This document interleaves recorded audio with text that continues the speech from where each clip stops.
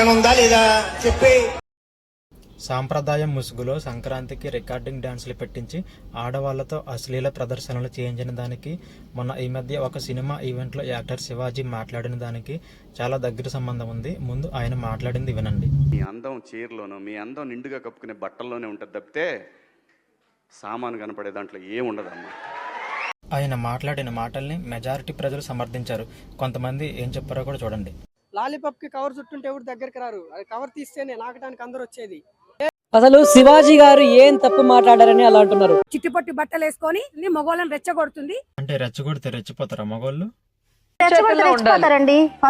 రెచ్చగొడితే రెచ్చిపోయిన వాళ్ళే సంస్కృతి సాంప్రదాయం చీరకట్టు గురించి మాట్లాడతారు. కోనసీమ రికార్డింగ్ డాన్సుల్లో రాజోలు ప్రాంతంలో డాన్సులు వేయడానికి వచ్చిన మహిళలతో ఒక వ్యక్తి అసభ్యకరంగా మాట్లాడాడు. అది కూడా చూడండి. ఏముందా లేదా చెప్పి దగ్గర వెళ్ళిపోతాం కిందకి గాలిపాటు మాట్లాడే ఎవరైనా బ్రావుంచుకుని జాగ్రత్త తీసేది. చూశారు కదా, సమాజంలో పెద్దరికంగా ఉండాల్సిన ఒక వ్యక్తి ఆ పొట్టకూటు కోసం డాన్సులు వేయడానికి వచ్చిన మహిళలతో ఎంత అసభ్యకరంగా మాట్లాడుతున్నాడో, వాళ్ళని ఒంటి మీద ఉన్న బట్టలు తీసేయమని అడుగుతున్నాడు. ఇది ఎంత దారుణమండి.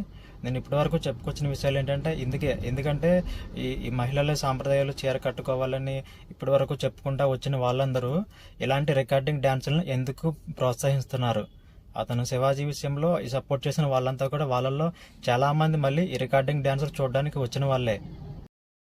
మూకుమ్మడిగా అతనికి మద్దతు ఇచ్చి వెనకేసుకొచ్చిన వాళ్ళందరికీ ఇలాంటి సంఘటనలు కనిపించడం లేదా? వీటి మీద ఎందుకు మాట్లాడడం లేదు?